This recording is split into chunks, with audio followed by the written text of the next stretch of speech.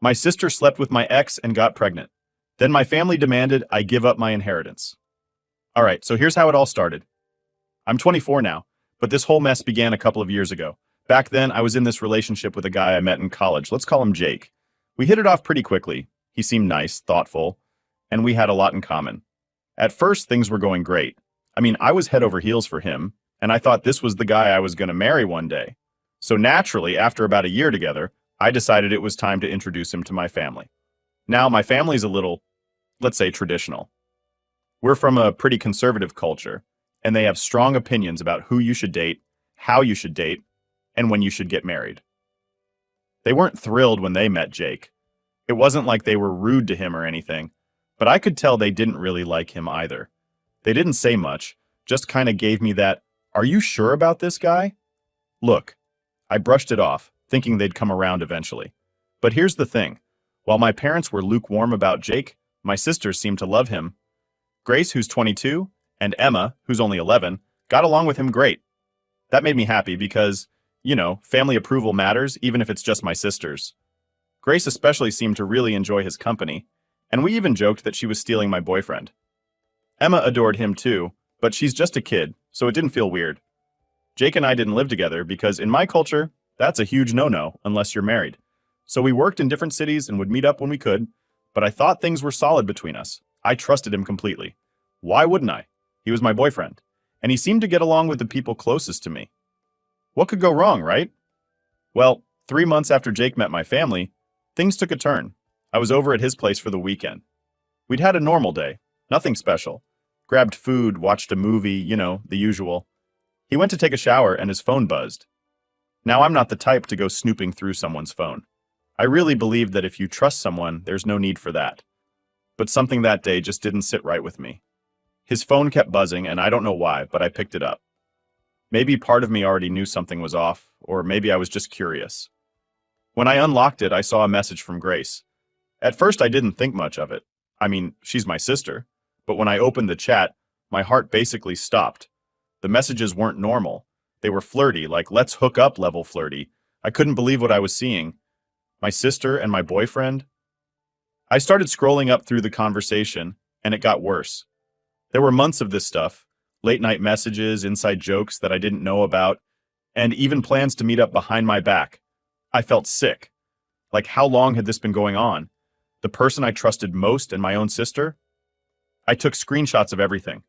My hands were shaking and I couldn't think straight, but I knew I needed proof. I sent the screenshots to myself and just left his place without saying a word. I didn't wait for him to get out of the shower.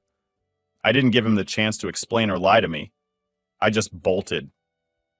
As soon as I got home, my phone started blowing up with calls and texts from Jake. He must have realized something was wrong when he saw that I'd left. I ignored everything. I couldn't even look at my phone without wanting to scream. Eventually, I sent the screenshots to our friend group's chat and blocked him.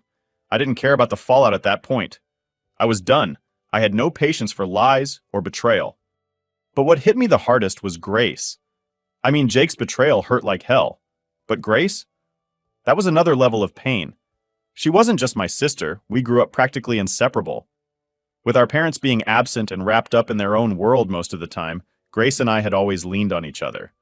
We were only 2 years apart, and we had always been there for each other. Or so I thought. The next morning, I couldn't take it anymore. I packed a bag and flew straight back home to confront her. I didn't care what kind of scene I was about to make. This was bigger than just a fight. It felt like my whole world was crashing down. When I walked into my parents' house, Grace was there like nothing had happened, just sitting at the kitchen table, scrolling on her phone. I slammed the screenshots down on the table in front of her. Our mom and dad were both there too. Grace didn't even try to deny it.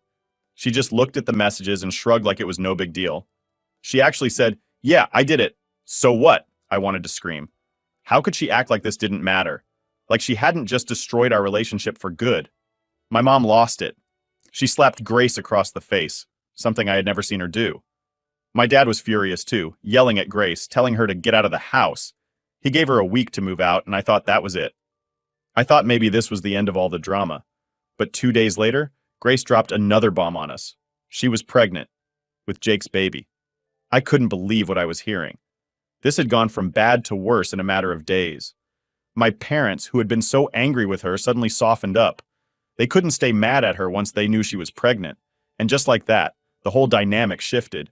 It was like Grace was off the hook just because she was having a baby. My parents started talking about how they couldn't abandon her now, how they had to support her, no matter what she did. That's when I snapped. I told them all exactly what I thought, how they were enabling her, how this was all messed up. They tried to tell me to calm down, that I was overreacting, but I couldn't take it anymore. I grabbed my stuff, told them to never contact me again, and I left. The only one I didn't block was Emma. She's just a kid, and I didn't want to cut her off too. 2 weeks later, my mom somehow got a new number and sent me a wedding invitation. Jake and Grace were getting married, and my mom had the nerve to act like I should be there for family unity or whatever. I told her to get lost and blocked her again. That's how it all began. I thought the worst was behind me, but little did I know the real mess was only getting started. After all that went down with Grace, my ex, and my parents, I thought cutting them off would give me some peace. Turns out life had other plans. I wasn't speaking to anyone except Emma, and I was trying to just move forward with my life, you know? But of course, things never go that smoothly when you've got a family like mine. About 2 months after I blocked everyone, I started hearing things through the grapevine.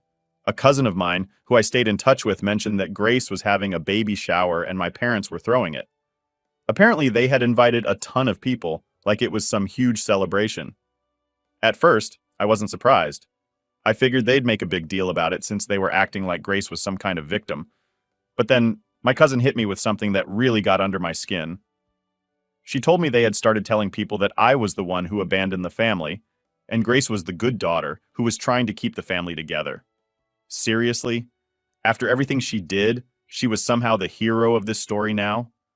I was so mad, I wanted to call my mom and just let her have it. But I knew better than to get dragged back into all that. I stayed quiet, tried to keep my head down, but that didn't mean I wasn't fuming on the inside. The nerve they had to spin this whole thing around like I was the problem. A few days later, I got a text from Emma. She was just giving me an update on how things were going at home, but she also dropped something I wasn't ready for. My mom had apparently been going around telling people that I needed to get married soon.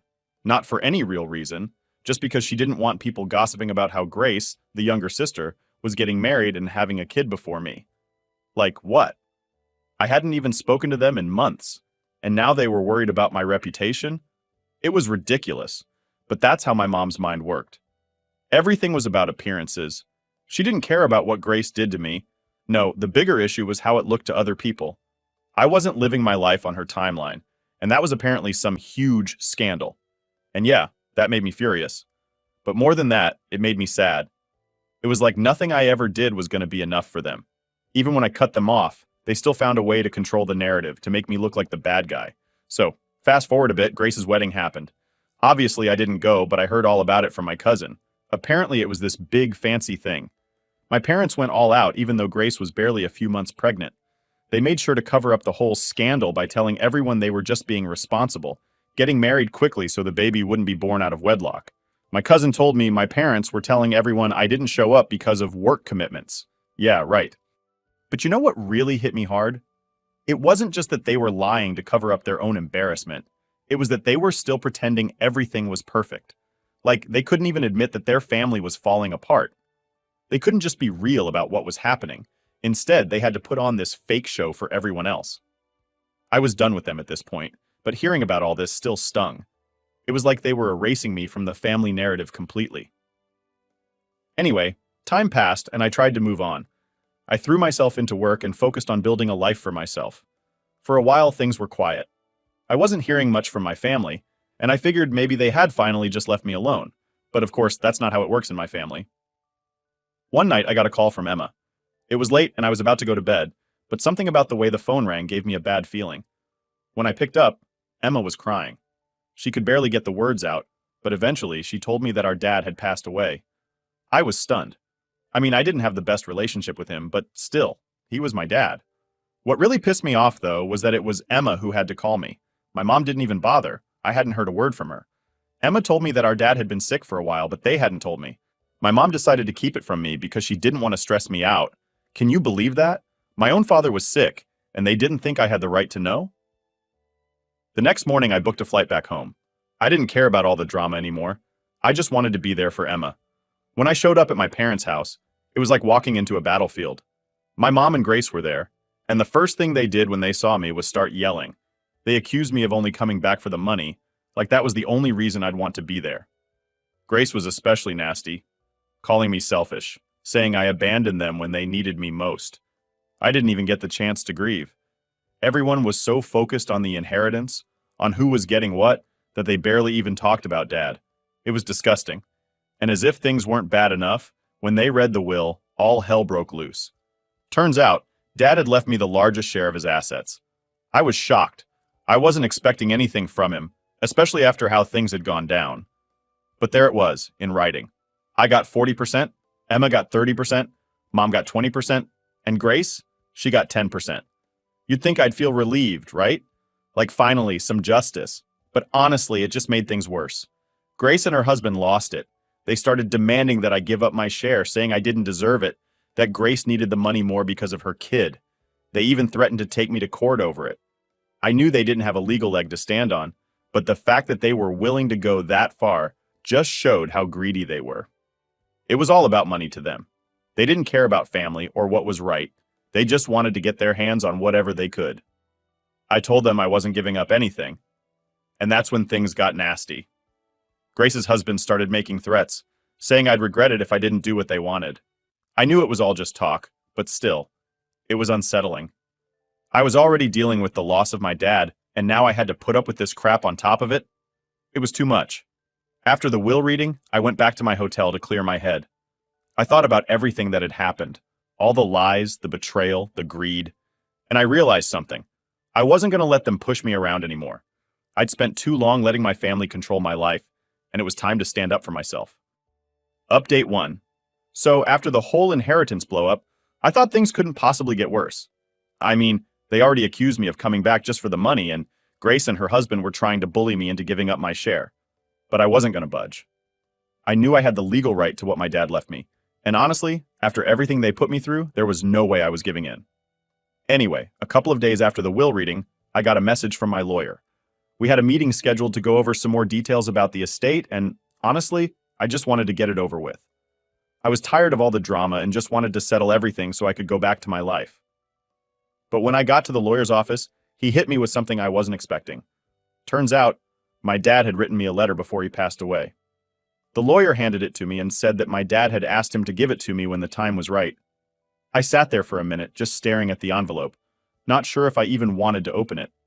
I had so many mixed feelings about my dad, like, yeah, he left me the largest share in the will, but he also never really stood up for me when all the crap with Grace went down. I was angry with him, but at the same time I missed him. It's hard to explain. So I finally opened the letter.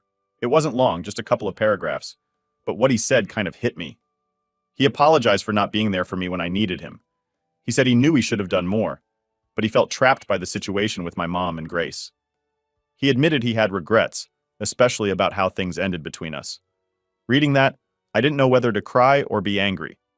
Part of me felt a little bit of closure, but another part of me was just pissed that he didn't say any of this while he was alive. After reading the letter, the lawyer and I went over a few more things about the estate, but my mind was elsewhere. I couldn't stop thinking about how different things might have been if my dad had just spoken up sooner. If he had stood up for me instead of staying silent, maybe we wouldn't be in this mess right now.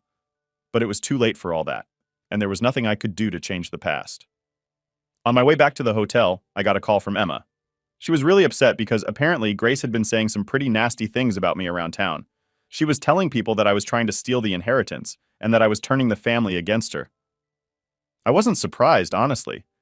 Grace always knew how to play the victim and make herself look like the innocent one. But it still hurt to hear that she was spreading lies about me. When I got back to the hotel, I decided to take a break from all the drama and spend some time with Emma. I picked her up, and we went out for dinner. We talked about everything that had been happening, and I tried to reassure her that none of this was her fault. She was just caught in the middle of all this, and I hated that she had to deal with it. But the next day, things took another turn for the worse. I woke up to a bunch of missed calls and texts from unknown numbers. At first, I thought it was just spam, but then I started reading the messages. They were all threatening, calling me names, and accusing me of trying to tear the family apart. Someone even said they were going to make me pay if I didn't back down. I had no idea who was behind it, but I had a feeling Grace's husband was involved. He had already threatened me once, and I wouldn't put it past him to try something like this. I forwarded everything to my lawyer, just in case things escalated. But honestly, it was starting to get really scary.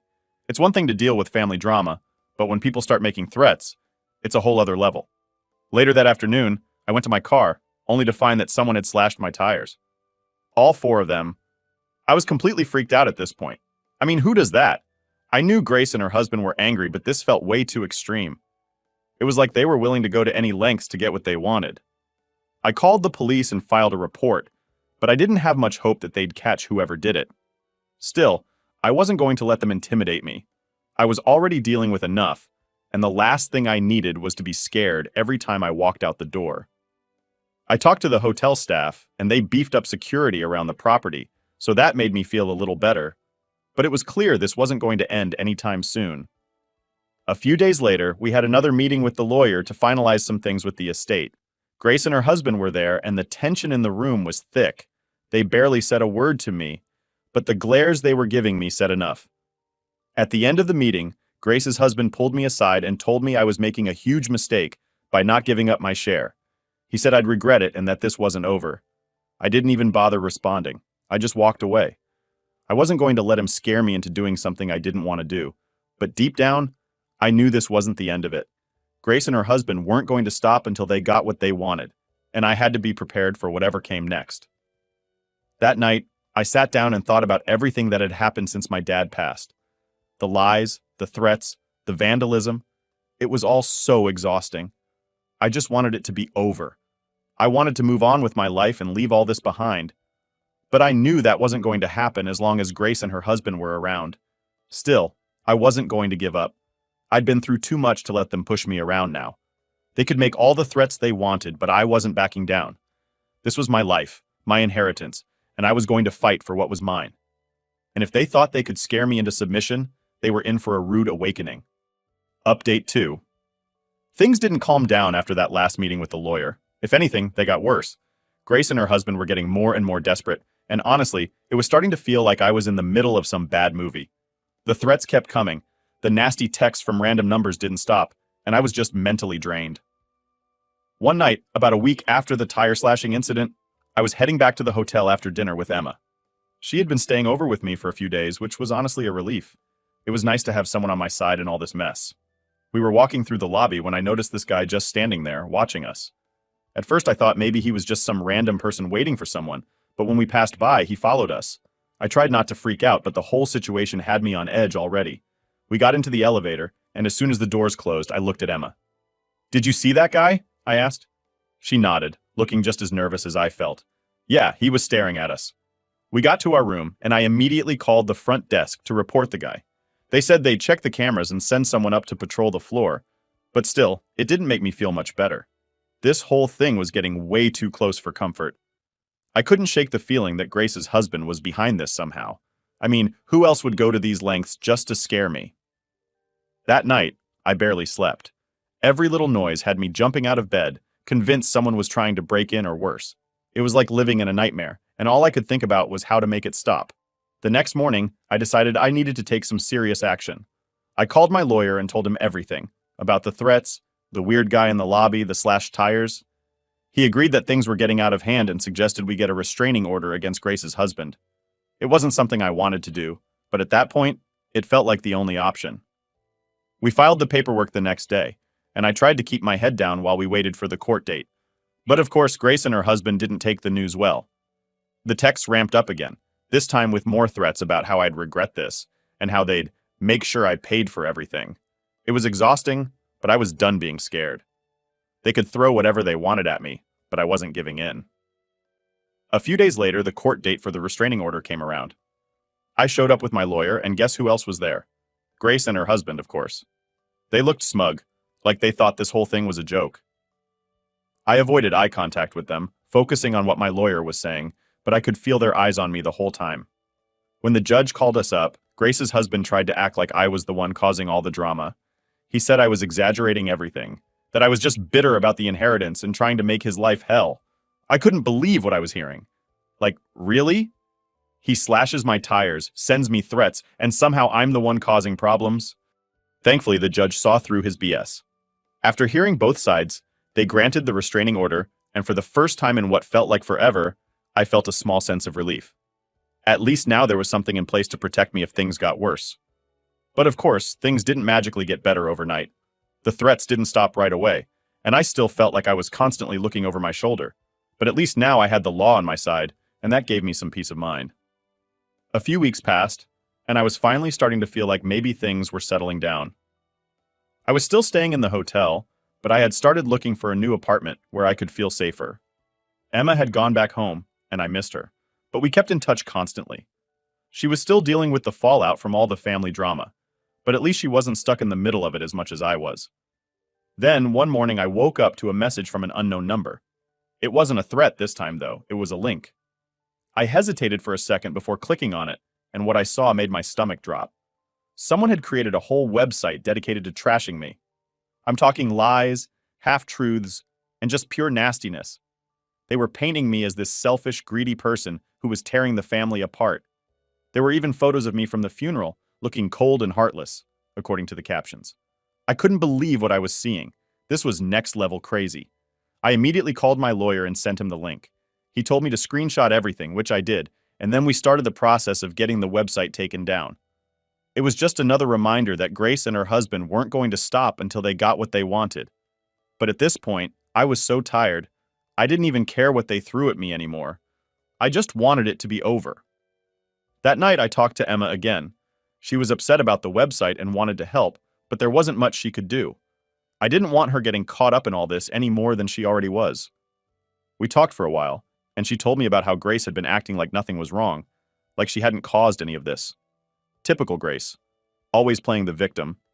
I went to bed that night feeling drained, but at least I had a plan in place. The website would get taken down, the restraining order was in effect, and I had people on my side. I wasn't alone in this, even though it felt like it sometimes. The next day, I woke up to an email from my lawyer saying the website had been taken down. Finally, some good news. It felt like a small victory in this endless battle, but I'd take what I could get. I knew Grace and her husband weren't going to give up easily, but at least now I had some control over the situation. As I sat in my hotel room that morning, sipping on my coffee and trying to wrap my head around everything that had happened, I realized something. I wasn't scared anymore. I was angry, yes, but the fear that had been hanging over me for weeks had started to fade. I wasn't going to let them control my life anymore. They could try all they wanted to drag me down, but I wasn't backing down. Not now. Not ever. Update 3. So here we are at the final stretch, and I thought maybe things were going to finally settle down after the court win. But nope, my family drama had other plans. I mean, I knew Grace and her husband weren't going to back off that easily, but even I couldn't have guessed how far they'd take it this time. It started about 2 weeks after the court hearing. I was starting to feel a little more relaxed, like I could finally breathe again without constantly looking over my shoulder. I was even thinking about moving out of the hotel and into an apartment, something more permanent. But then, something weird happened. One morning, I got a package delivered to my hotel. It didn't have a return address, which should have been my first clue that something was off. I opened it up, and inside was this old, beat-up notebook. At first, I thought it was just junk. Maybe some random person sent the wrong package or something. But then I opened it up, and that's when things got creepy. The entire notebook was filled with handwritten notes about me. I'm talking pages and pages of scribbled messages, all about my life, my family, and even things about my dad's will. Some of the notes were dates and times of where I'd been, who I'd been with, even places I'd gone with Emma. Someone had been keeping tabs on me, and it was all laid out right there in front of me. I felt a chill go down my spine. Who would send me this? Was it some sort of twisted intimidation tactic from Grace's husband? I mean, they'd already tried the threats, the vandalism, even the weird phone calls. But this was different. This felt way more personal, like someone was watching me, tracking my every move. I called my lawyer immediately and sent him photos of the notebook. He was just as freaked out as I was and told me to report it to the police, which I did. They took the notebook as evidence, but I wasn't holding my breath for anything to come of it. The police had their hands full with a million other things, and honestly, I didn't think they'd figure out who was behind this anytime soon. After that, I tried to keep a low profile, staying in my hotel room most of the time and only going out when I absolutely had to. Emma was still calling me regularly, and she was worried too. She had no idea who could be behind the notebook either, but she suspected Grace's husband, just like I did. Then, one evening, as I was heading back to my room after grabbing some food, I noticed something out of the corner of my eye. That same guy from the hotel lobby weeks ago, the one who had been watching Emma and me, was back. He was standing near the elevators, pretending to scroll through his phone, but he was definitely keeping an eye on me. I felt my heart start to race, but I played it cool. I walked right past him, pretending like I didn't notice anything, but I could feel his eyes on me the whole time. Once I got into my room, I locked the door and immediately called hotel security. They said they'd check the cameras and send someone up to do a sweep of the floor, but honestly, I didn't feel safe there anymore. I called Emma that night and told her everything. She was scared, which made me even more anxious. I hated that she was caught up in all this, that she had to deal with the fallout of Grace's mess. But I promised her I'd be careful, and we made a plan to meet up the next day so we could figure out what to do next. The following day, I met Emma at a cafe downtown, away from the hotel. We sat there for a couple of hours, talking about everything. She told me more about what had been going on with Grace at home, how she was acting like nothing was wrong, like she hadn't just tried to take me to court over the will. It was infuriating, but it didn't surprise me. Then Emma dropped something on me that I wasn't ready for. She said Grace's husband had been asking around about my whereabouts, trying to figure out where I was staying. That's when it hit me. The guy at the hotel, the notebook, all of it. They were keeping tabs on me, and they were probably planning something worse. I knew I couldn't stay at the hotel anymore.